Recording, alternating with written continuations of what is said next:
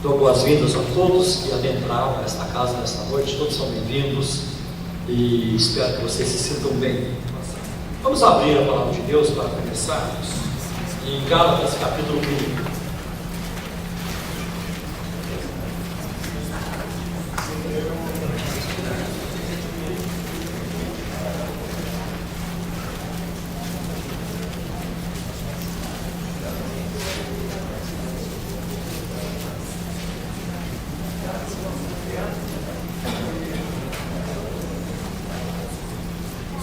Na carta que o apóstolo Paulo escreveu aos Gálatas, uma das razões por que ele escreveu, e quem nos acompanha enquanto apologético já me ouviram falar disso, Paulo estava aqui exortando os crentes da Galácia para que não voltassem às práticas do Antigo Testamento.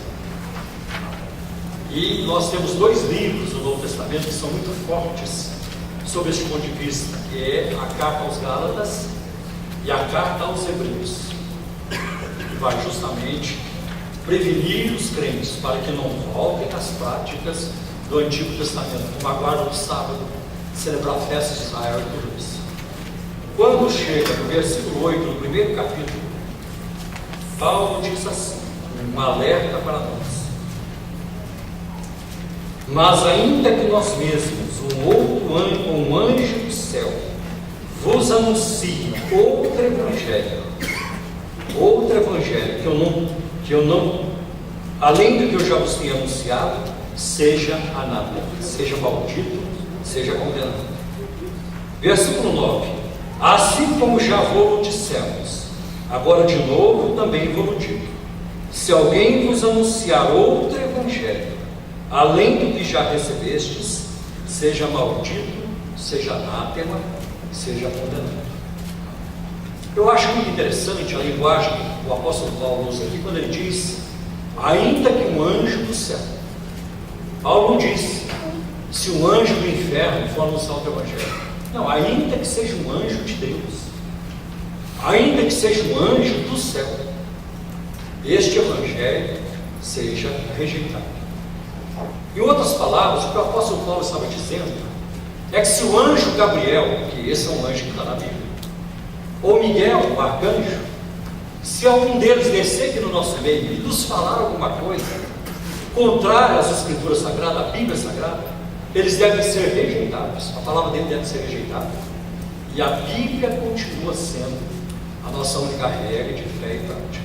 É isso que o apóstolo Paulo disse com todas as letras, tá, no texto que nós acabamos de ler. No capítulo 3 do livro de Gálatas, Paulo está irado, e ele começa o capítulo 3 já repreendendo duramente os Gálatas, os crentes da Galácia. Quem foi que enfeitiçou vocês?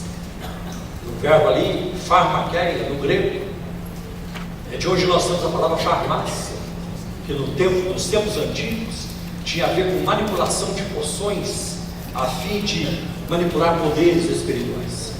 Então Paulo usa isso. Quem foi que enfeitiçou vocês para abraçar um outro evangelho que não é o evangelho do Senhor Jesus Cristo? Então nós vamos tratar agora da igreja romana. Eu quero dizer para vocês que a palavra de Deus tem nos ensinado algumas coisas, uma delas é falar a verdade com amor. O cristão não deve atacar e nem hostilizar ninguém. E o cristão, ao expor seus pontos de vista, tem que falar a verdade. Eu tenho ensinado vocês aqui que nós não podemos mentir nem sobre o diabo. Se nós falarmos alguma mentira sobre o diabo, nós estamos a pé, nós vamos quebrar a cara. Então a nossa palavra, ela tem que ser com base na verdade. E outra coisa também que eu quero fazer, e sempre faço nas minhas conferências, eu não quero me basear em cima de boatos, ou ouvir dizer, ou me contar. Não, a evidência documentada. Tanto que vocês observarão que os verdadeiros inimigos do mormonismo são as suas próprias literaturas e as declarações dos seus líderes. É isso que complica o mormonismo. São as declarações dos seus profetas e aquilo que a própria igreja publicou ao longo das décadas, a partir de 1830 por aí. Então vamos começar. A Igreja de Jesus Cristo dos Santos Últimos Dias, SUD, Santos Últimos Dias, foi fundada por José Smith Jr., nascido em Sharon, no estado de Vermont, nos Estados Unidos, em 23 de dezembro de 1805. A figura de José Smith, ela é muito importante para os mormons. Tanto que no Inário dos Mormons, nós vamos encontrar, na página 14, o hino 14, um hino de louvor a José Smith. Eu não vou ler todo, apenas a primeira parte. Diz assim: hoje ao profeta rendamos louvores, foi ordenado por Cristo Jesus, para trazer a verdade aos homens, para os povos trazer nova luz. Grande profeta aos céus elevado, teus inimigos resistem em vão. Diante de Deus és o nosso legado, teus inimigos jamais vencerão. É muito complicado quando eu leio aqui que foi ordenado por Cristo Jesus render louvores a um homem, a um ser humano, a um homem pecador, porque a Bíblia diz em Romanos 3,23 que todos pecaram e todos foram destituídos da glória de Deus. Então, para mim, já é muito complicado você cantar louvores a uma criatura, porque a Bíblia, a palavra de Deus nos ensina a louvar a Deus, unicamente a Deus e a nenhum ser humano. Então vamos continuar. José Smith foi o quarto filho de Joseph Luke Mack Smith, pai de 10 filhos, pobremente educados e geralmente dados a crenças e práticas supersticiosas. Por exemplo, a história registra que em 1826, José Smith, primeiro profeta mormon, fundador dos mormons, foi condenado num tribunal nos Estados Unidos, porque ele fazia contrato com os fazendeiros da região para descobrir tesouros enterrados na terra. Ele usava uma vara mágica. E os fazendeiros o contratavam, ele requisitava os trabalhadores com suas ferramentas, e ele saía com a sua varinha mágica procurando os tesouros. E de repente ele apontava: olha, aqui tem um. Aí eles cavavam, não encontravam nada. Aí ele perguntava: você disse que aqui tinha um tesouro, e o que aconteceu com o tesouro? Vocês conversaram e o tesouro sumiu para dentro da terra. E finalmente alguns sitiantes e fazendeiros o levaram ao tribunal e ele foi condenado em 1826 por tal prática. Então havia aí um tom de superstição também. Bem, a primeira visão, José Smith declarou que Deus, o Pai, em forma humana, e Jesus Cristo apareceram para ele em 1820 e que ele perguntou-lhes qual de todas as seitas era verdadeira, a fim de saber a qual unir. E José Smith diz: foi-me respondido que não me unisse a nenhuma delas, porque todas estavam erradas e todos os seus credos eram uma abominação à sua vista. Então, quando os mormons dizem para mim que nós estamos perseguindo a igreja mormon, que nós somos hostis à igreja mormon, a pergunta que eu faço aos mormons é: quem foi que deu o primeiro tiro? Não foi o cristianismo que atacou o mormonismo, foi o mormonismo quem primeiro atacou o cristianismo. E você vai encontrar isso no livro Pérola de Grande Valor, escrito de José Smith, onde ele fala isso. E ele cita 3 denominações: o metodismo, a igreja batista, a igreja metodista, a batista e a presbiteriana. Então, quando ele pergunta para Deus o Pai a qual dessas igrejas eu devo me unir, a resposta foi: não te unas a nenhuma delas, porque todas elas são uma abominação diante de mim, juntamente com seus servos. Então, quem primeiro atacou um no outro foi o mormonismo, porque o mormonismo nem existia para ser atacado, mas logo no seu mito fundante existe um ataque ali contra o cristianismo. A igreja mormon, ela tem, então nós vamos ver, ela tem as suas obras padrão, né? O livro de Mormon, que é a revelação, tem aqui. E hoje eu peguei as 3 obras juntas, porque antes vinha separado. vinha o livro de Mormon separado, depois no outro volume vinha Doutrina e Convênios e Pérola de Grande Valor. Ultimamente, a Igreja Mormon reuniu todos no mesmo volume, fica até mais fácil para manusear.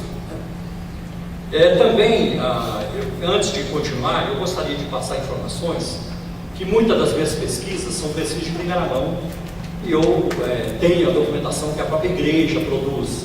Uma delas, a Liahona, que é uma revista que é publicada aqui no Brasil também, e sempre cheia de informações, de artigos, de autoridades da igreja, tem uma sessão de perguntas e respostas também.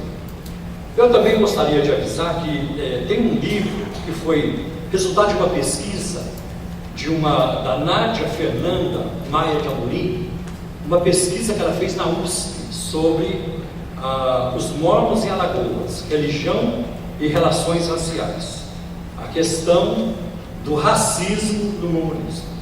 Então, uma pesquisa acadêmica feita na USP sobre o mormonismo e racismo e conforme lá no estado de Alagoas, é muito interessante. Eu tenho também, entre o material que eu tenho muita coisa, não dá para trazer tudo aqui, eu tenho também um trabalho que foi organizado por Babuit, e ele colocou, where does it say that? Onde é que diz isso? E ele então pegou as principais documentações do mormonismo, principalmente Jornal de Discurso de Brigham Young, uma obra de 26 volumes, e ele então colocou, fotografou esses textos e colocou junto. Quando ele faz uma afirmação, ele mostra, está aqui a foto, de onde ele tirou, ou de onde nós tiramos tal informação. Vamos falar do livro de Mormon. José Smith afirmou que em 1823 um anjo chamado Moroni o visitou em sua casa e o instruiu para que ele cavasse num monte chamado Cumorah, perto de Palmyra, Nova York, onde ele encontraria importantes registros relacionados com a Bíblia e com o Evangelho de Jesus Cristo.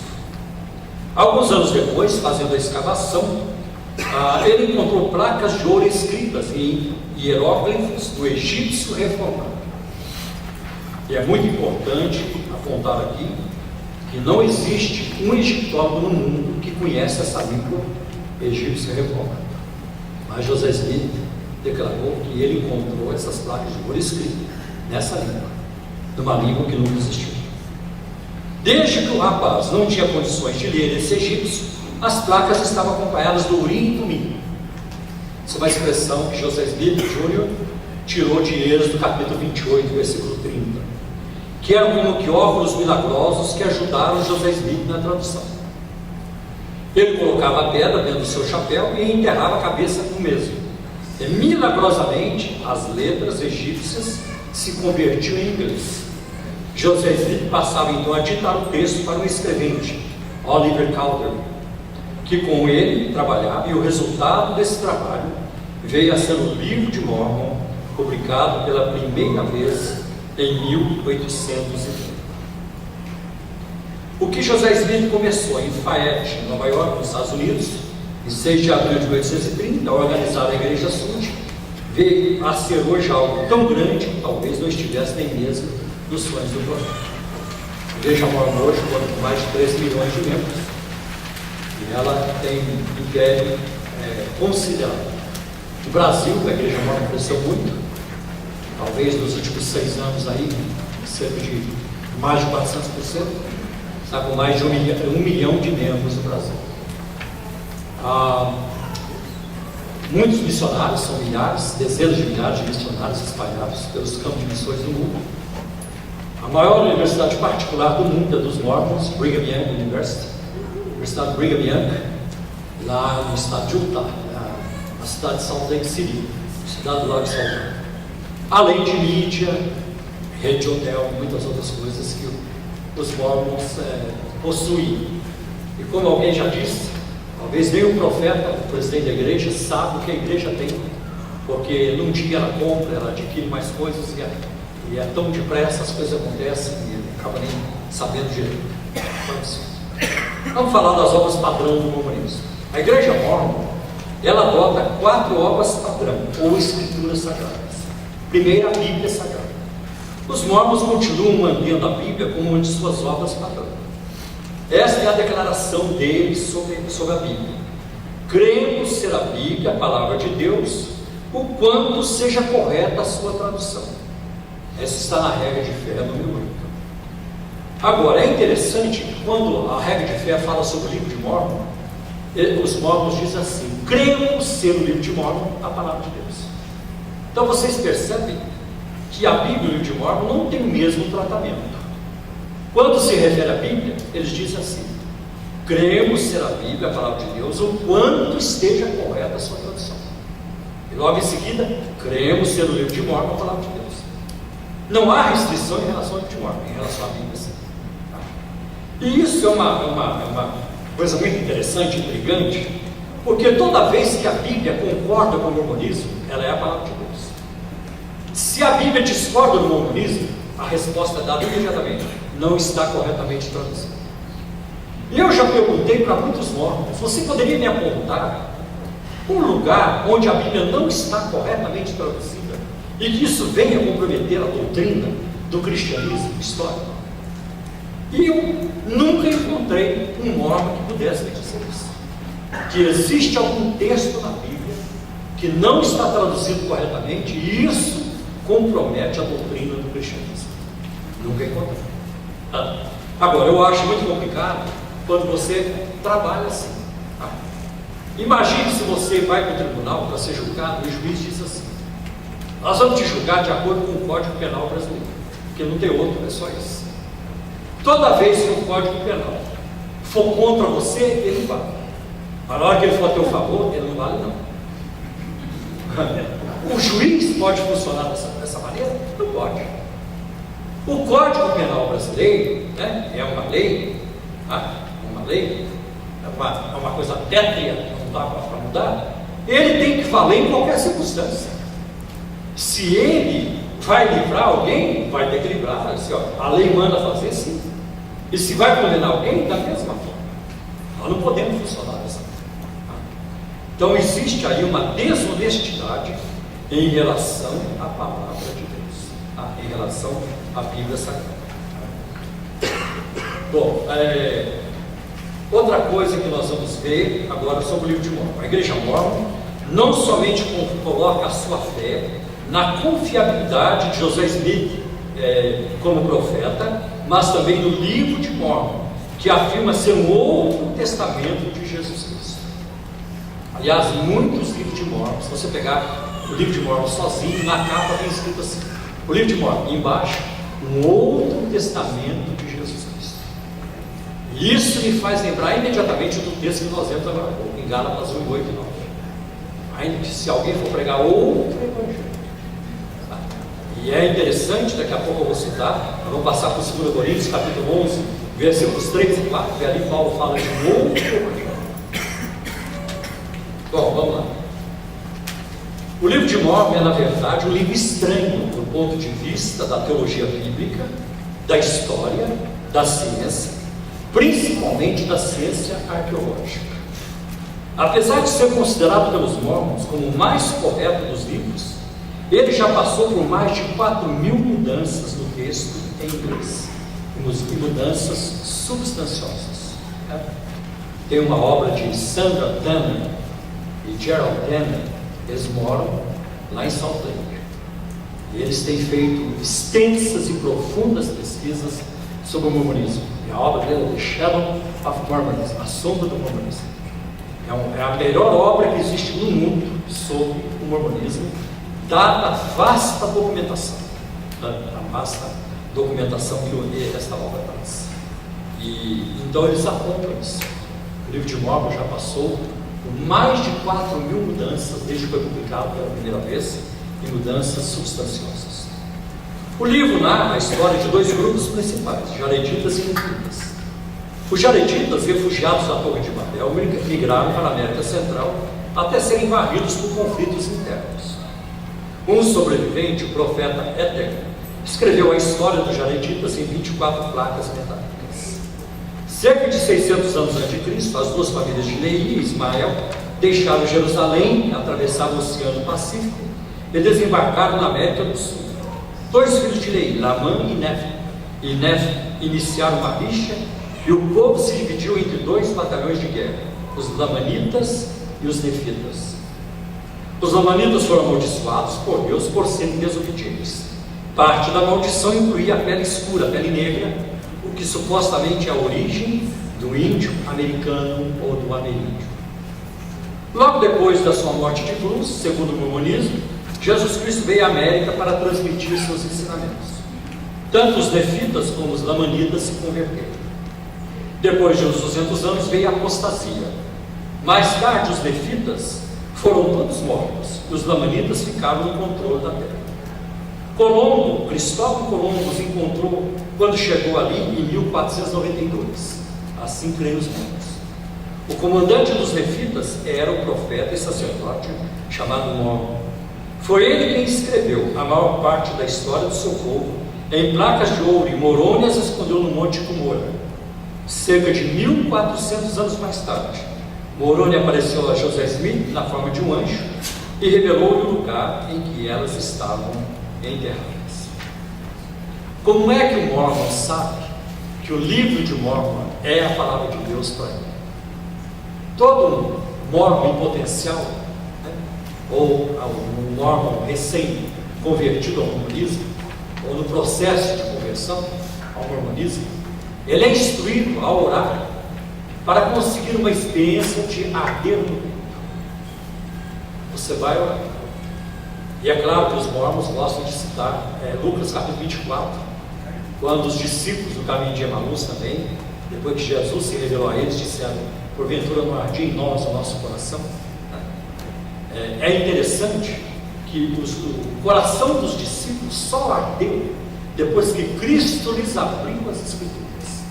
Em momento algum eles tiveram que orar: mas será que o que ele falou para nós é verdade? Leia lá em Lucas 24, a hora que você tiver tempo. Vamos orar? Cleófas fala com o pai dele: vamos orar. E se o que ele falou para nós é verdade, então nós vamos sentir o peito arder? Nada disso. Nada disso. Eles sentiram de fato como que um fogo por dentro, porque Cristo lhes abriu as Escrituras, lhes abriu a Bíblia Sagrada, o Antigo Testamento, que até então estava disponível. Aliás, o texto muito claro fala da lei, dos salmos e dos profetas, né?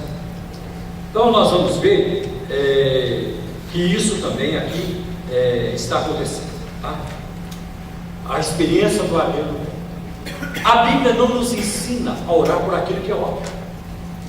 O que é que você faria se você visse um irmão orando assim: Senhor, é da tua vontade que eu santifique a minha vida ou não? Me mostra, Senhor. Ou eu posso viver na lama do pecado. Senhor, se o meu peito arder, é porque é da tua vontade que eu vivo em santificação. A Bíblia não nos ensina a orar por coisas óbvias. Não faria sentido eu orar diante de Deus assim: Senhor, é da tua vontade que eu falo do teu amor às pessoas ou não? Que eu evangelize ou não? Porque isso é óbvio, está na Bíblia. Agora, quando a palavra de Deus chega para nós dizendo, né, esta é a minha palavra, Jesus fala sobre isso: os céus e a terra passarão, mas as minhas palavras não vão passar. O próprio apóstolo Paulo fala em 2 Timóteo 3,16: toda a escritura é inspirada por Deus. Agora eu vou chegar diante de Deus: olha, Senhor, a tua palavra diz que é tua, mas não está dando para confiar no que está escrito aqui. Eu preciso confiar no que está aqui. E eu pergunto para vocês: aonde existe mais fundamento, aonde existe mais segurança? É muito mais na Bíblia Sagrada do que no meu coração. Porque Jeremias capítulo 17 diz que enganoso é o coração do homem, e quem o conhece? Não tem. Então eu não posso. Você já pensou, eu estou aqui sem dinheiro e eu faço a seguinte oração: meu Deus, estou sem grana, é da tua vontade que eu assalte o Bradesco? Se o meu coração arder, vai com tudo que vai dar certo. Deus vai abrir a porta do Bradesco. Se não arder, não vai. Eu tenho que orar por aquilo que é óbvio. Se a Bíblia já falou muito tempo que é pecado roubar, e Tiago também falou que aquele que duvida como a onda do mar. Então, no momento que eu chego para Deus dizendo: Senhor, eu quero saber se isso aqui está a tua palavra, eu não tenho que saber isso. Já a própria Bíblia diz que ela é a palavra de Deus. E isso você encontra o tempo todo. O tempo todo, a palavra confiável, o salmista fala sobre isso, refinada, para sempre a tua palavra permanece no céu, e muitos outros textos. Então não há base bíblica para essa experiência de arder no peito que é ensinado para as pessoas. Como é que funciona? Alguém vai no bispo e fala: bispo, é orientado por ele, você vai e ora. Se você orar com fé e sinceridade, você vai sentir o arder no peito. Aí a pessoa vai, chega lá, ora e pergunta e não sente nada. Eu conheço gente com as quais aconteceu isso, e elas oraram com sinceridade, porque elas não sabiam. Aí voltou lá e falou com o bispo: bispo, eu orei, mas eu não senti nada. Ah, eu sei, é porque você não orou com sinceridade e com fé. Porque se você orar com fé e sinceridade, você vai sentir. E aí a pessoa não quer passar como alguém que não tem fé, ou que não seja sincero, e acaba fabricando uma experiência de arder no peito. Eu tenho amigos que não sabiam, tá? E que estavam lá interessados, pensando que era o caminho, e que fizeram isso com sinceridade, fizeram com fé, não sentiram nada. Não sentiram nada. Então nós não precisamos dessa experiência de arder no peito. Bom, o próximo alvo padrão do mormonismo é Doutrinas e Convênio, que é o segundo livro sagrado dos mormons, né? É mais ou menos uma coleção de 138 revelações principais dadas a José Smith sobre muitos aspectos das doutrinas e práticas da igreja mormon. Contém também muitas aberrações teológicas, que aí está errado, que claramente mostram a grande diferença entre o mormonismo e o cristianismo ortodoxo. Tem também duas declarações oficiais sobre a suspensão da prática da poligamia nesta vida e o fim da restrição da concessão dos sacerdócios mormons aos homens de descendência africana. E também há o próximo alvo padrão do mormonismo e a pérola de grande valor. Este livro contém a terceira revelação extra-bíblica acrescentada ao cânon das escrituras mormons, sendo encadernado junto com doutrina e convênios. Possui 4 elementos: livro de Moisés, livro de Abraão, escritos de José Smith e as regras de Deus. Além dessas obras padrão, os mormons também têm como palavra de Deus a declaração do profeta vivo.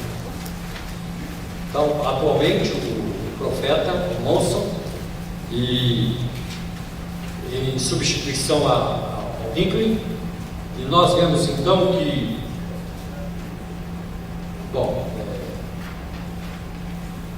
nós vemos então o Thomas Monson, é o atual profeta da igreja. A palavra dele tem o mesmo valor que as escrituras. Agora, o que a gente vê no mormonismo é uma contradição constante. Embora o mormonismo diga que acredita numa revelação constante, mas o que nós vamos perceber é que existe uma contradição constante. Porque a palavra do profeta vivo, ela tem o mesmo poder das escrituras. Então a palavra do profeta hoje, vivo, ela anula a palavra de um profeta mormon do passado. Por exemplo, Brigham Young, segundo profeta da igreja mormon, ele ensinou que Adão era o nosso Deus, o único Deus com quem nós temos que tratar. E nas décadas recentes, os profetas mormons baniram esse ensino, dizendo: não, Brigham Young estava errado. Aliás, um famoso apóstolo mormon, já falecido, um excelente teólogo lá com os mormons, que é Augusto McConkie, ele também condenou isso. Então você vai ver muitas vezes um profeta contradizendo o outro. Então o que eu vejo no mormonismo é um emaranhado de contradições. O livro de Mormon contradiz o livro de Mormon. Aliás, eu tenho aqui, eu já fiz a lista dentro do próprio livro de Mormon. O livro de Mormon contraria a doutrina do convênio, o livro de Mormon contraria a pérola de grande valor e vice-versa. E os profetas mormons se contradizem entre si. E eu vou mostrar isso, vou mostrando ao longo da apresentação. Bom, tem também o livro Princípios do Evangelho, que os mormons usam muito, e logo no início você vai encontrar muitas aberrações sobre a pessoa de Cristo e também sobre a natureza de Deus. Okay? Vamos em frente. Quero falar sobre a apostasia geral. Isso é um tema muito importante para o mormonismo. A apostasia é a razão do mormonismo existir. Por quê? O mormonismo ensina que a igreja de Jesus Cristo apostatou-se da fé na sua totalidade. A igreja foi bem lá no primeiro século, quando os apóstolos estavam vivos. Mas depois que eles faleceram, a igreja desandou, perdeu-se e deixou de ser igreja de Cristo e tornou-se uma igreja apóstola. Então Deus ficou sem um povo aqui na terra. Foi apenas em 1830 que a igreja foi novamente restaurada através de José Smith Jr., quando ele fundou a igreja mormon. Agora, a Bíblia de fato fala de apostasia, mas a Bíblia nunca fala de uma apostasia total. Por exemplo, se você olhar em Mateus capítulo 16, versículo 18, Jesus diz assim: eu edificarei a minha igreja, e as portas do inferno não prevalecerão contra ela. Ora, se a igreja caiu, e ela desviou-se, ela apostatou-se, e ela teve que ser restaurada em 1830, então Jesus foi um péssimo construtor, e ele mentiu. E Jesus mentiu. Então nós não podemos mais confiar nesse Jesus que falou em Mateus 16, porque ele disse: as portas do inferno não prevalecerão contra a minha igreja. Então eu não tenho outra saída senão parafrasear o apóstolo Paulo quando ele fala em Romanos: seja Deus verdadeiro e todo homem mentiroso. Seja Deus verdadeiro e José Smith mentiroso. Seja Jesus Cristo verdadeiro e José Smith mentiroso. Bom, nós vamos ver ainda que não apenas isso, mas você vai encontrar, por exemplo, em Efésios capítulo 3, dê uma olhada lá comigo, que eu acho que é importante nós olharmos para esse texto agora. Efésios 3, versículos 20 e 21.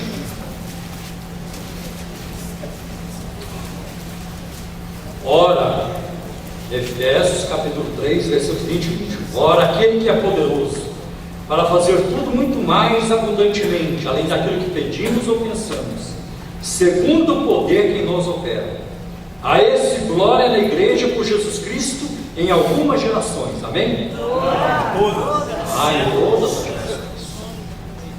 Nunca houve uma geração em que Cristo não tenha recebido glória através da igreja. E eu vou explicar uma coisa aqui agora muito importante. A igreja de Cristo, no seu organismo visível, ela não é perfeita, mas no seu organismo invisível, ela é a noiva sem mácula e sem ruga, uma família sagrada. Essa é a grande diferença. Porque a igreja, ela tem defeitos, porque ela é formada de seres humanos, e aonde chega o ser humano, tem defeito. Agora, a igreja no seu organismo espiritual, ela é perfeita. Então você vai ver que em todas as gerações e para todos sempre, isso não vai acabar nunca. Abra comigo, por gentileza, 1 Timóteo capítulo 4, e aí você vai ver, isso vai se tornar mais claro ainda. Olha o que o apóstolo Paulo diz na sua primeira carta a Timóteo, e no capítulo 4.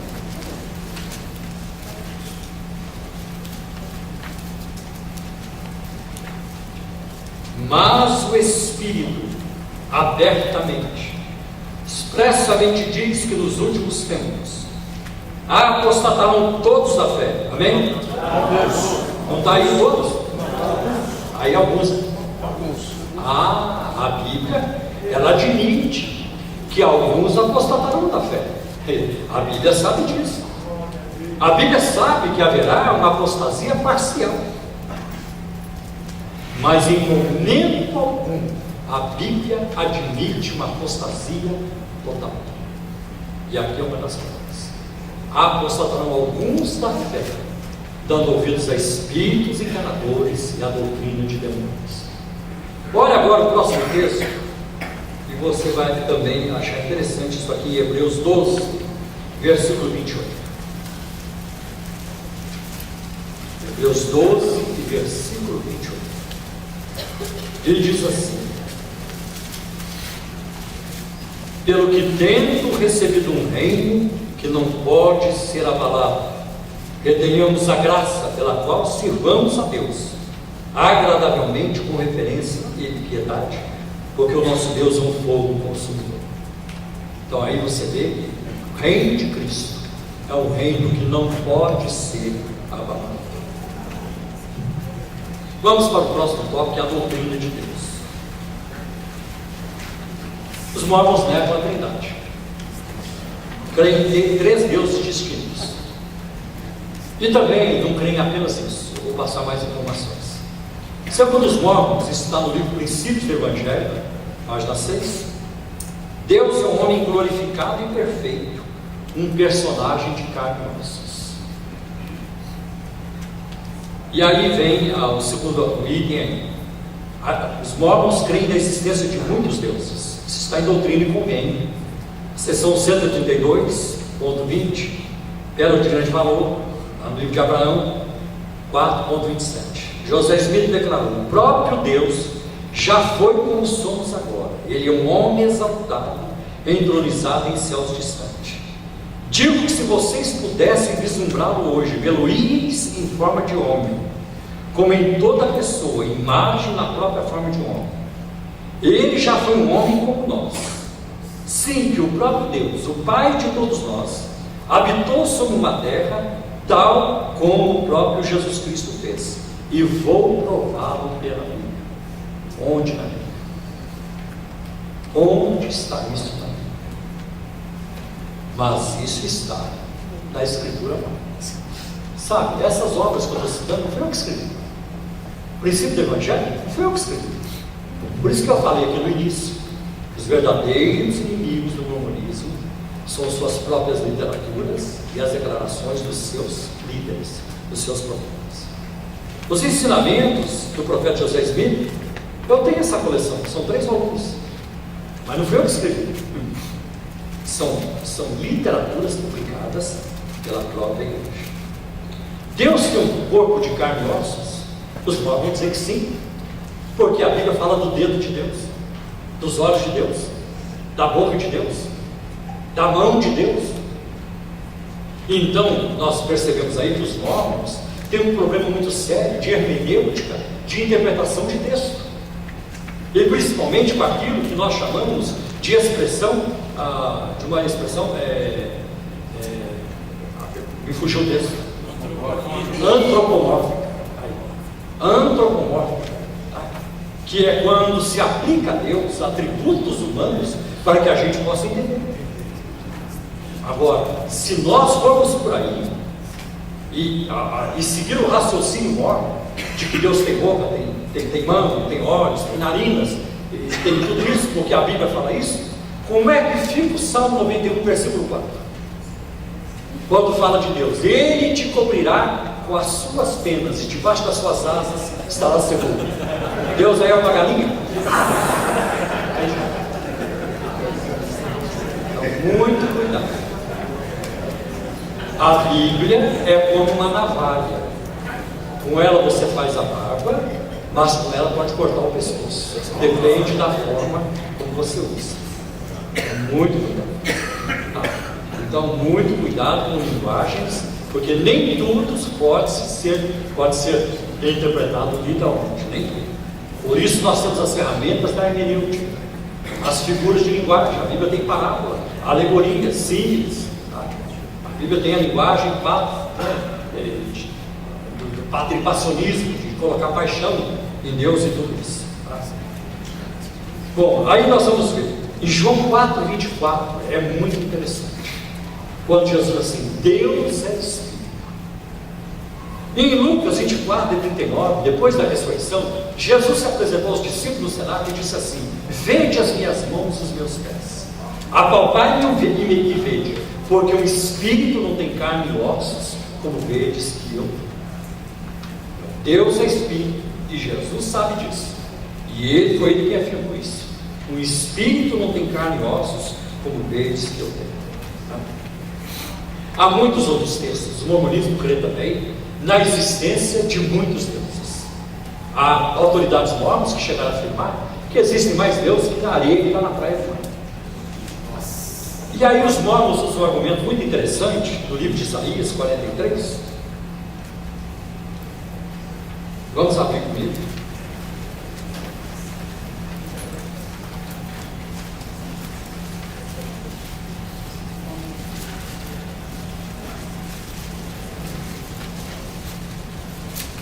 Isaías 43, 10. Acho que eu pus esse versículo para vocês.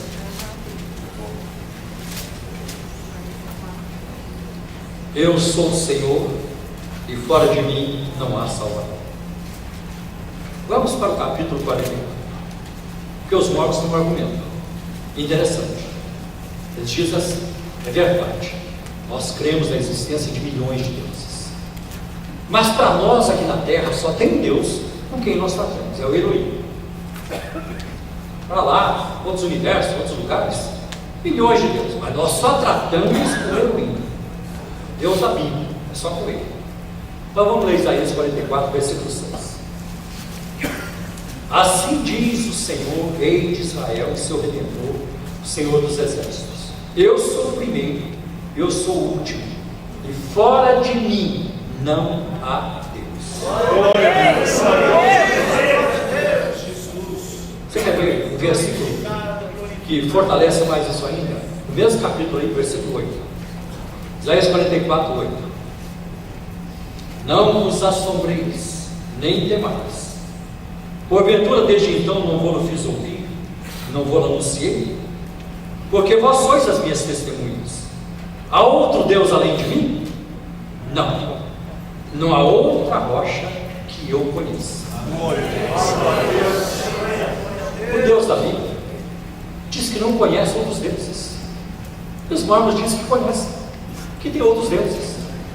Então, entre o que eles falam e o que o Deus da Bíblia fala, eu tenho que ficar com o Deus da Bíblia. E o Deus da Bíblia diz: eu não conheço outro Deus além de mim. Então é muito importante prestar atenção nestes textos da palavra de Deus. O que é que os mormons acham de Jesus? É aqui um ponto cruciante. Se você quiser saber para onde uma pessoa está caminhando espiritualmente, checa a cristologia dessa pessoa. Se você quiser saber para onde uma igreja está caminhando, verifique a cristologia dessa igreja. O que é que ela pensa de Cristo, o que é que ela crê sobre Cristo. Nós vamos encontrar que tem muito Jesus por aí que não é o Jesus da Bíblia. Aliás, daqui a pouco, olha só o que Paulo diz em 2 Coríntios 11, 4. 2 Coríntios 11, 4.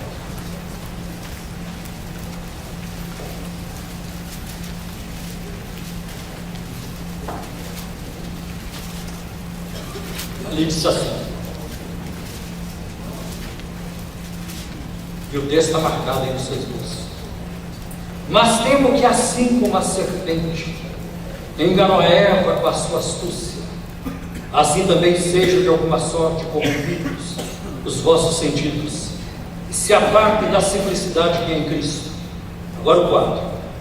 Porque se alguém for pregar-vos outro Jesus, que nós não temos pregado, ou se recebeis outro Espírito que não recebestes, ou outro Evangelho que não abraçastes, com razão sofrereis, ou uma outra versão diz, de boa vontade vocês vão aceitar. 3 vezes Paulo usa aqui o pronome demonstrativo outro Jesus. Paulo sabe que tem outro Jesus, mas que não é o da Bíblia, que é o Jesus da Testemunha de Jeová, é o arcanjo Miguel. Ele é um Deus menor, ele não é o Deus Todo-Poderoso. Quem é o Jesus do Reverendo Moon? O Reverendo Moon diz que Jesus fracassou na sua missão. E no livro Princípio Divino, na página 113, o Reverendo Moon diz que o corpo de Jesus foi invadido por Satanás, e por isso ele morreu na cruz. E isso não é uma heresia, isso é blasfêmia. Isso é blasfêmia. E ele tem muitos seguidores. Então nós temos que verificar qual é a verdade da palavra de Deus. Amém. Que é o Jesus dos mormons, aqui logo em seguida, Espírito Irmão de Lúcifer. E isso está aqui nesse livro, Princípio dos Evangelhos. Quando a igreja mormon coloca Jesus como Espírito Irmão de Lúcifer, ela completamente ignora o que a Bíblia diz sobre Jesus. Em João 3,16, que é um versículo de ouro na Bíblia, porque Deus amou o mundo de tal maneira que deu seu Filho unigênito. Monogenes é o termo de Deus, único gerado, não tem ninguém como Jesus. Os anjos foram criados, mas Jesus não. Por isso que o credo apostólico, que a igreja abomina, o credo apostólico de Atanásio, diz com muita sabedoria: Deus de Deus, luz da luz, Deus verdadeiro de Deus verdadeiro, gerado, não criado, da mesma substância que o Pai. Glória a Deus. São Jesus. Então nós vamos ver que de maneira alguma outras declarações do mormonismo, por exemplo, uma declaração de Brigham Young, no Jornal de Discurso, volume 1, 50 e 51, diz assim: quando a Virgem Maria concebeu o menino Jesus, o Pai o havia gerado à sua própria semelhança. Ele não foi gerado pelo Espírito Santo. Jesus, o nosso irmão mais velho, foi gerado na carne pelo mesmo personagem que estava no Jardim do Éden e que é o nosso Pai Celestial. Fui eu que escrevi isso. Isso aqui saiu da pena de Brigham Young, sucessor de José Smith. E apesar de ser difícil de crer, ele está aqui se referindo a Adão, que ele declara ser Deus o Pai. Isso é um negócio assim que nem com ginástica dá para você resolver essa questão. Agora, outro ponto de vista do mormonismo é que Jesus foi casado e foi polígamo. Isso está na obra Jornal de Discurso, citei aqui no início, uma obra publicada pela Igreja Mormon de 26 volumes. E eu pus aí a citação, é do Hyde, volume 4, página 259. Jesus foi casado, foi polígamo, e há afirmações de autoridade mormons que Jesus, antes de morrer na cruz, ele teve vários filhos e filhas, de quem José Smith Jr. é descendente direto.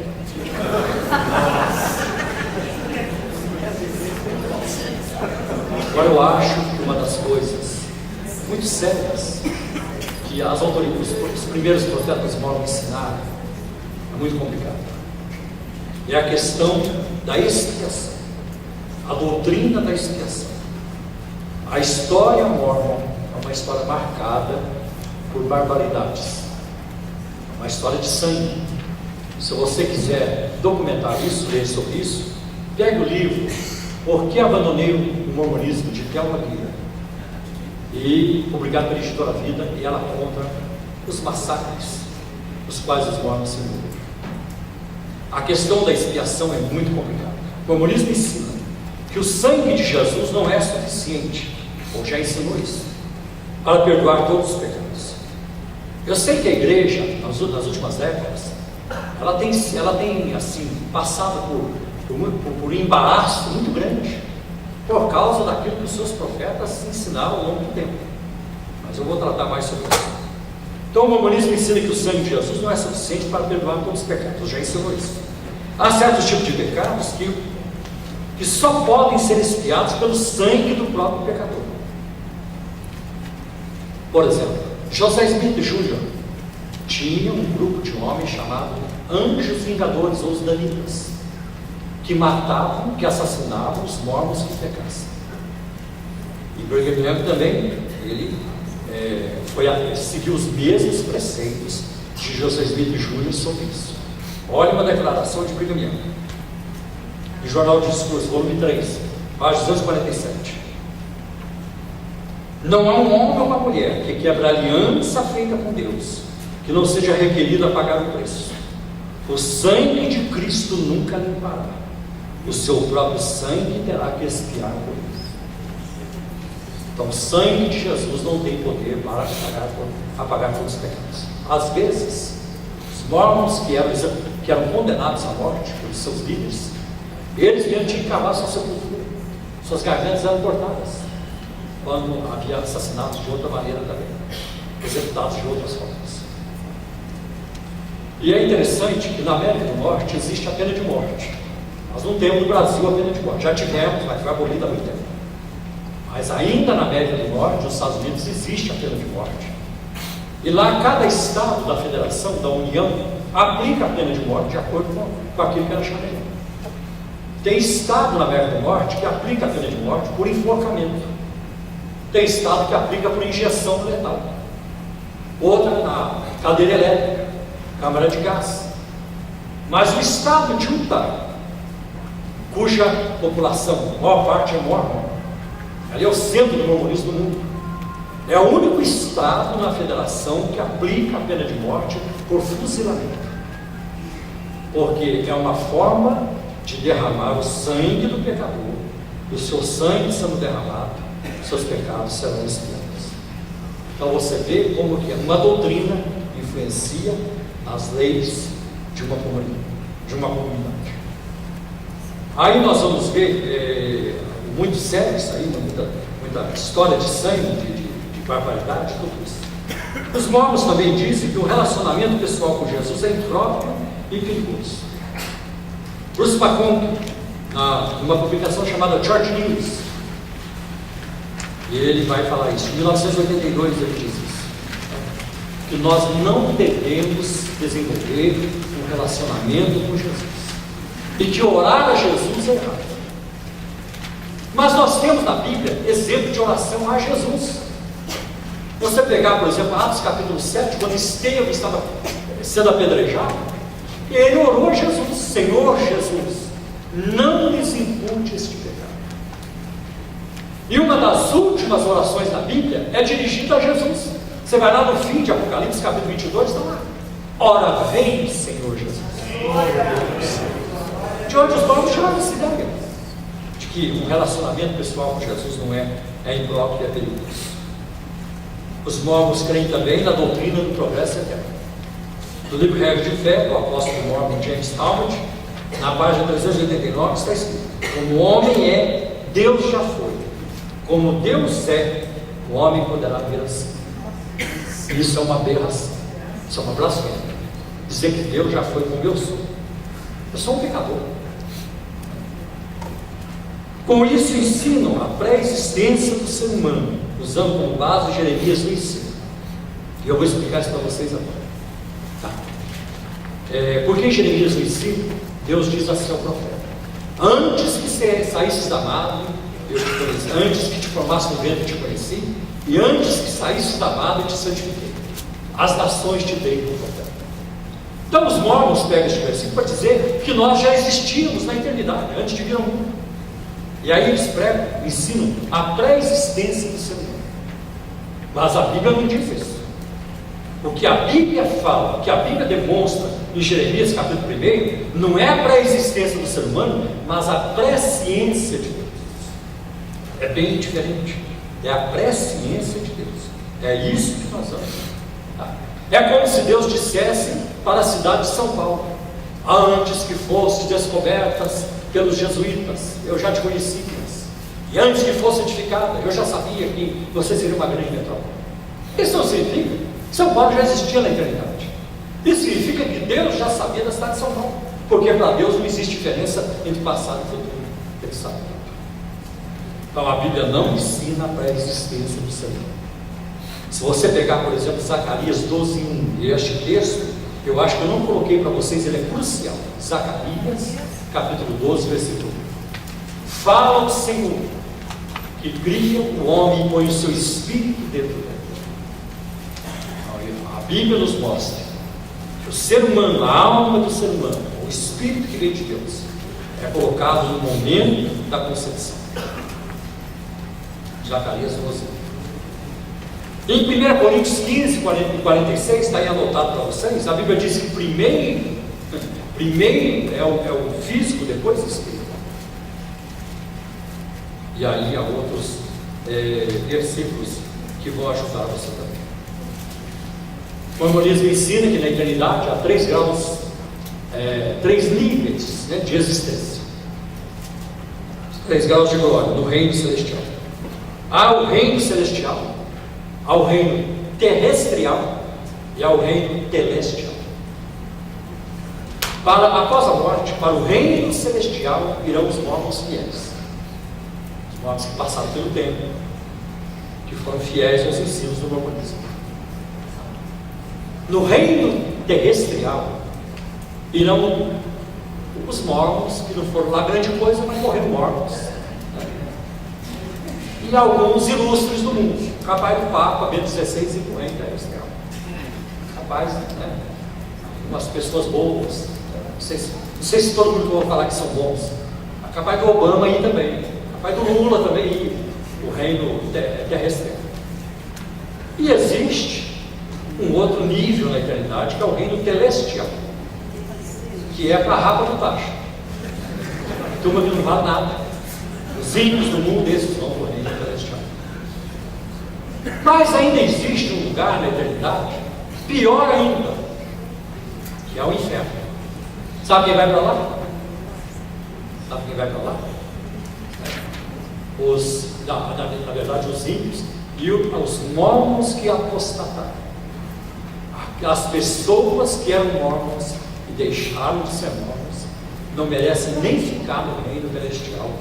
É o que nós encontramos na literatura do mormonismo. Pastor, aqui está reino celestial para os mormons fiéis e reino celestial para os ímpios. Não, é celestial. Celestial. Celestial. Agora vamos passar para o próximo ponto: ordenanças do tempo sagrado. Muitas pessoas dizem para mim: na minha cidade tem um templo mormon. Você mora onde? Eu moro em Diadema, não tem não. Outro chega para mim dizendo: lá na minha cidade tem um templo mormon. Você mora onde? Eu moro em Santos. Santos também não tem. Templo mormon e igreja ou capela não é a mesma coisa. Tanto que no Brasil a igreja mormon teve por muitas décadas só um templo, lá em Pinheiros, na Avenida Francisco Ramos. Hoje ela já expandiu isso. Acho que hoje deve ter uns 5 templos em funcionamento: Curitiba, Porto Alegre, Recife, Campinas. Tá? Mas o templo não é para qualquer reunião. O templo mormon, ele é construído e é feito para reuniões secretas. E não é todo mormon que entra no templo. Segundo as estatísticas, de cada 4 mormons no mundo, apenas um vai entrar no templo. E tem que ser muito fiel, e principalmente dizimista fiel. Tem que ser fiel no dízimo. O que vai? No templo acontece o quê? Acontece batismo pelos mortos, endowments ou investiduras, lavagens, unções. Ali no templo mormon, a pessoa recebe uma peça de roupa chamada garment. A palavra garment é no inglês para roupa, vestimenta.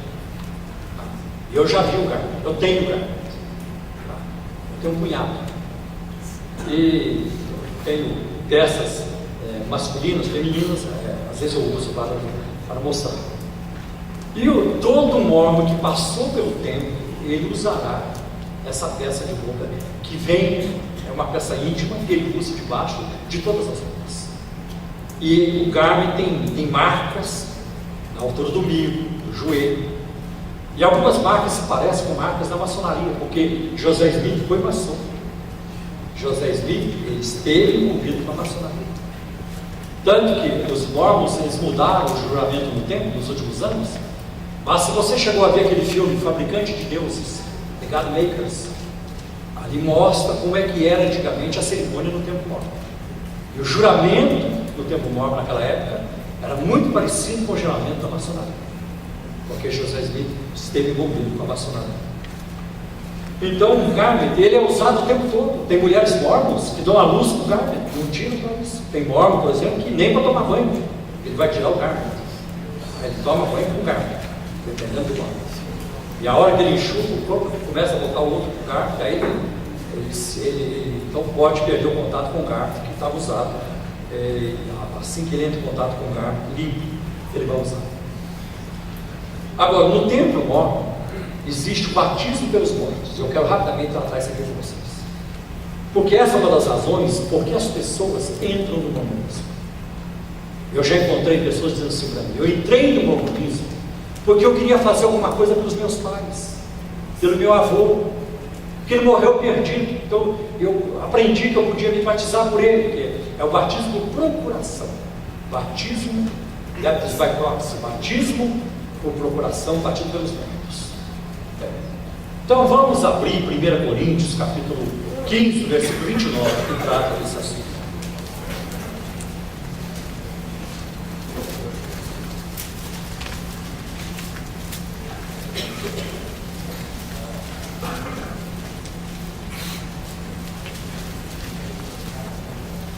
E agora é muito importante que você acompanhe, para você entender isso aqui, entender outros textos da Bíblia. De outra maneira, que farão os que se batizam pelos mortos, se absolutamente os mortos não ressuscitam, por que se batizam eles então pelos mortos? Ah, está aqui. Olha aí a Bíblia falando de batismo pelos mortos. Por que os evangélicos, os protestantes vão dizer que não tem? Está aqui na Bíblia. 1 Coríntios 15, 29. Bom, deixa eu passar algumas regras de interpretação para você. Primeiro, quem tem um texto só não tem nenhum. Isso é uma boa regra. Ninguém pode fazer doutrina em cima de um único texto na Bíblia. Falta a lei da confirmação. Outra coisa, quando você analisa um texto, você tem que levar em conta o seu contexto. Eu vou distinguir contexto imediato do contexto geral. Contexto imediato é aquele que vem logo antes ou depois do versículo. Às vezes você lê um texto e para você entender, tem que ler o que está em volta. Às vezes você tem que ler o que está no capítulo. E às vezes, nem no capítulo, você vai ter que ler o livro. E às vezes, você vai ter que comparar com outros livros da Bíblia. Por exemplo, não tem como entender o livro de Hebreus sem Levíticos. Há uma relação muito grande entre o livro de Levíticos e o livro de Hebreus. Não tem como você entender Apocalipse sem Daniel. Há uma relação muito grande entre o livro de Daniel e o livro de Apocalipse. São literaturas apocalípticas, escatológicas. E agora eu pergunto, qual é o assunto de 1 Coríntios 15? É batismo pelos mortos? Você pegue 1 Coríntios capítulo 15 e depois com calma leia. Lá desde o início você vai ver que o assunto deste capítulo é a ressurreição. Paulo argumenta a favor da ressurreição. Se Cristo não ressuscitou, é vã a vossa fé. E se esperarmos em Cristo nessa vida, somos mais miseráveis.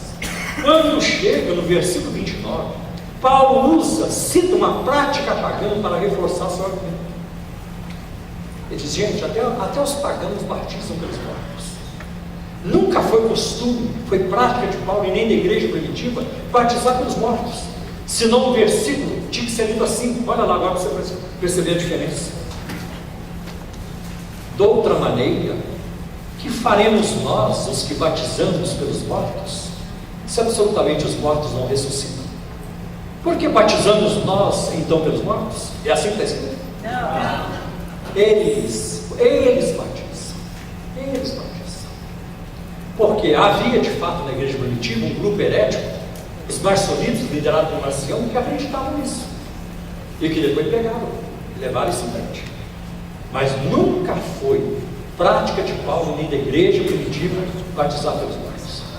Olha agora o versículo 30. Aí Paulo se inclui.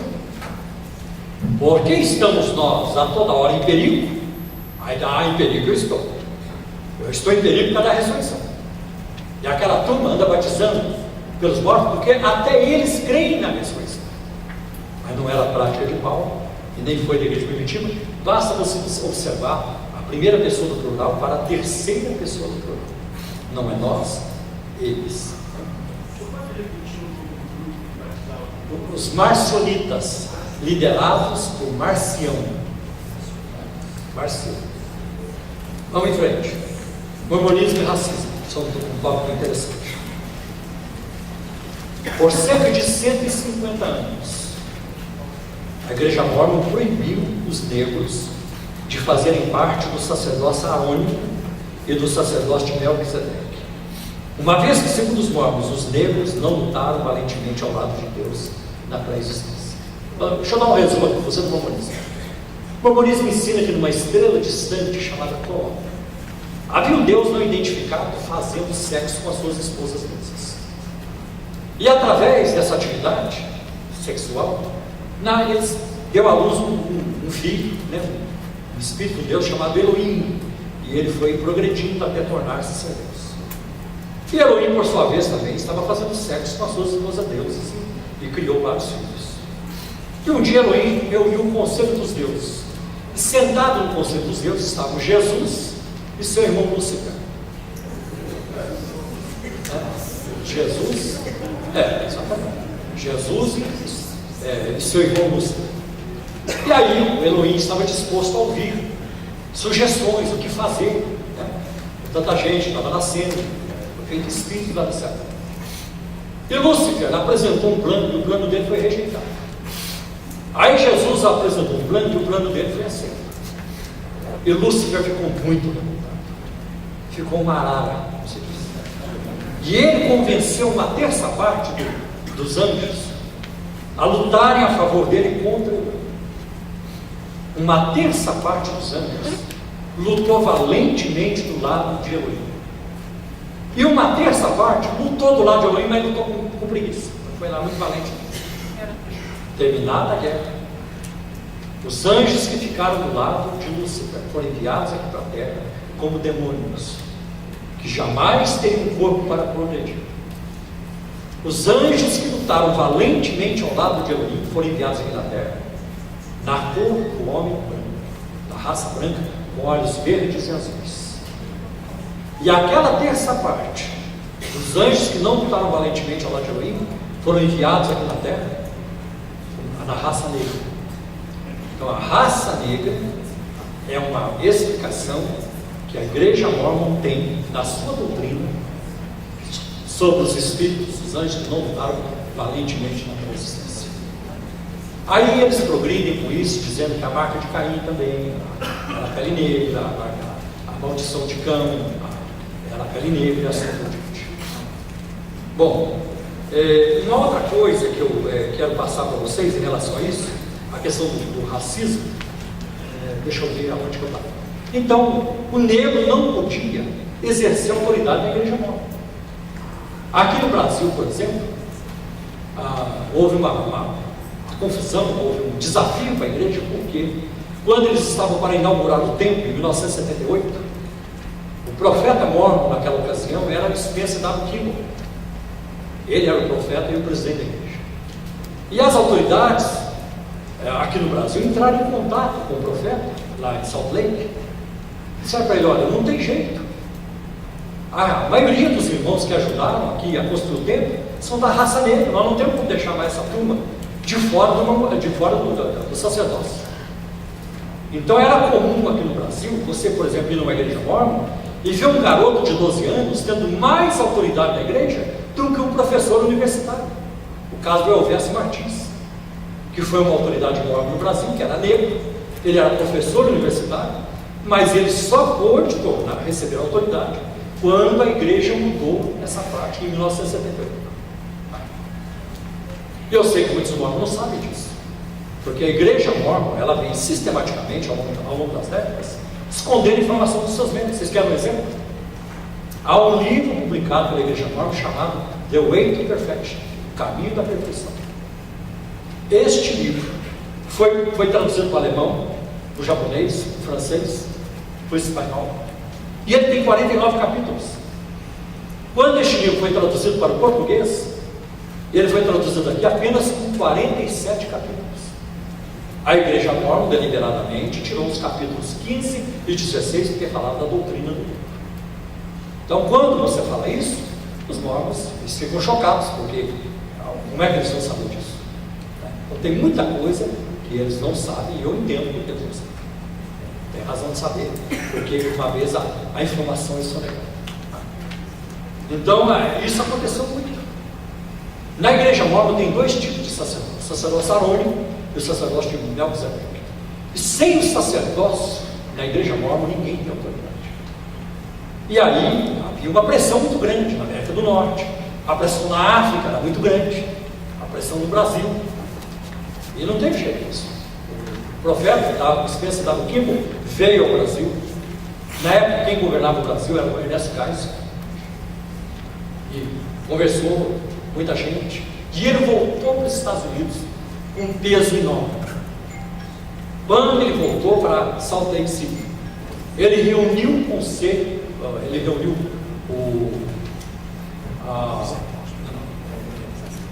já vou pegar, já sei, ele reuniu os 12 apóstolos da igreja, né? O quórum dos 12 apóstolos, né? E separadamente, ele pegou um por um e foi perguntando: nós temos que mudar a lei do sacerdócio. Você concorda? Quem é que vai dizer não para o profeta? Concorda. Chamou o seguinte: depois que ele reuniu todos e pegou o sim de todos, ele reuniu a turma numa sala e disse: irmãos, vamos orar. porque o Senhor vai nos mandar agora uma nova revelação. Não apenas a questão do racismo foi um encrenca muito grande para o mormonismo, mas a questão da poligamia também. E a igreja mórmon, ela no princípio, ela praticou a poligamia como doutrina e mandamento de Deus. Eu recentemente assisti esse vídeo, Lifting the Veil, a poligamia, levantando o véu da poligamia, um documentário recente sobre a poligamia no mormonismo, e que demonstra que existem mormons no mundo hoje, cerca de 100 mil mormons, principalmente os fundamentalistas, que continuam praticando a poligamia, fiéis aos ensinos dos primeiros profetas, principalmente Joseph Smith do Brigham Young. Joseph Smith Jr., primeiro profeta mormon, teve 82 esposas. Brigham Young, seu sucessor, 27 esposas. E os sucessores também a mesma coisa. Naquela época, o estado de Utah, com os mormons pressionados pelo governo americano, o governo americano pressionou a igreja mormon, porque não admitia poligamia. Mormons foram presos, mormons viveram escondidos por causa da poligamia, e o governo americano deu o ultimato: vocês têm que acabar com a doutrina, com essa prática da poligamia. E em 1890, a igreja publicou um documento chamado Manifesto. Era o Woodruff, na época, o profeta da igreja. E a partir daquele momento estava proibida a poligamia. Como é que funciona a revelação do mormonismo? Através de uma simples conta de aritmética. Pressão de fora mais aceitação de dentro é igual a revelação. Pressão de fora mais aceitação de dentro é igual a revelação. É só encostar na parede e esse Deus muda de ideia. Mas esse não é o Deus da Bíblia. Você já imaginou o Faraó encostando Deus na parede? Nabucodonosor encostando Deus na parede? Não, você não vê isso. Não. Deus da Bíblia não se curva diante das pessoas, mas são as pessoas e nações que se curvam diante dele. E aí, a partir de 1978, com muita festa, buzinaço nas ruas dos Estados Unidos, principalmente no estado de Arizona, Utah, onde grande concentração de mormons, celebraram então o fim da proibição do sacerdócio para a raça negra. Hoje, se você for na igreja mormon, tem muitos negros ali frequentando. E a igreja mormon vai dizer: não, mas não tem diferença, é tudo igual. A prática mudou, mas a doutrina não. A doutrina continua a mesma. A raça negra, como ensinaram os primeiros profetas, são espíritos que não lutaram valentemente na pré-existência. Bom, então ele está aí. Vamos caminhando para o fim. O livro de Mórmon é a ciência. O livro de Mórmon continua desacreditado do ponto de vista da teologia, da história, da geografia e da ciência, principalmente da ciência arqueológica. Eu coloquei uma citação de um antropólogo mórmon, Dr. Ross Christensen, e ele declarou numa newsletter, acho que é USA, saiu aí trocado, né? Número 64 de Provo, Utah, e 30 de janeiro de 1960, ele diz assim: a afirmação de que o livro de Mórmon já foi provado pela arqueologia é enganosa. Então o livro de Mórmon tem sérios erros que não condizem com a geografia, com a história e com a arqueologia. Quiser encerrar a conversa, só pedir para o Mórmon: mostre-me um mapa do livro de Mórmon, porque você e eu podemos pegar o avião aqui em Cumbica e visitar Belém, Jerusalém, podemos visitar o Egito, podemos visitar a Síria, nós podemos visitar Grécia e um punhado de lugares bíblicos. Se você for a Israel, você vai visitar Betfagé, Betânia, muito, e aqui tem gente que já. Mas ninguém consegue produzir um mapa do livro de Mórmon, porque o livro de Mórmon fala de muitas cidades na América do Norte que ninguém sabe onde fica. Onde fica Zaraema? Nenhum arqueólogo sabe. Onde fica o Vale de Nimrod? Também ninguém sabe. Onde fica o Vale da Abundância? Também ninguém sabe. Então tem sérios problemas em relação à arqueologia. Outra coisa, o livro de Mórmon coloca, por exemplo, cristãos, pessoas sendo chamadas de cristãos 273 anos antes de Cristo, quando isso só acontece no livro de Atos, a partir do capítulo 11. E há muitas outras coisas que o livro de Mormon coloca lá 600 anos antes de Cristo e que só aconteceu depois. Por exemplo, o livro de Jacó, que é um livro dentro do livro de Mormon, a última palavra dele é uma saudação em francês, adieu. A língua francesa só começou a ser formada 700 anos depois de Cristo. E como é que alguém que estava falando francês 600 anos antes de Cristo? Então, há muitas outras coisas que não batem com a arqueologia de maneira alguma. Outra coisa, o livro de Mormon diz que o índio americano, que o ameríndio, ele é descendente dos povos semíticos, porque a antropologia divide a raça humana em 3 troncos principais: o caucasóide, o Cáucaso, a raça branca, o negroide, que é o africano, e o mongoloide, que é o asiático. E os mormons dizem que o ameríndio, o índio americano, ele é descendente direto do tipo caucasóide. Mas a antropologia chega e diz: não, negativo. O índio americano é descendente do tipo mongoloide, do tipo asiático. Por causa de muitas indagações sobre o livro de Mormon, há um órgão do governo americano nos Estados Unidos chamado The Smithsonian Institution. É um órgão de arqueologia do governo americano. E eles enviaram perguntas para este órgão sobre o livro de Mormon. Eu tenho documentação toda em inglês, traduzimos também. E é interessante que o livro de Mormon, ele coloca, por exemplo, muitas coisas do Novo Mundo 600 anos antes de Cristo, aqui na América, nas Américas, quando isso só começou a existir depois da vinda do Colombo, até inclusive o Cabo Doméstico. Então tem muita discrepância, muita coisa que não bate. Eu quero dizer o seguinte, que a fé cristã, embora ela transcenda a razão, ela não é irracional, ela faz sentido. O meu coração não conseguiria se alegrar completamente com aquilo que a minha mente não entende. Por isso, estou aqui para dizer para vocês que a Bíblia é totalmente confiável.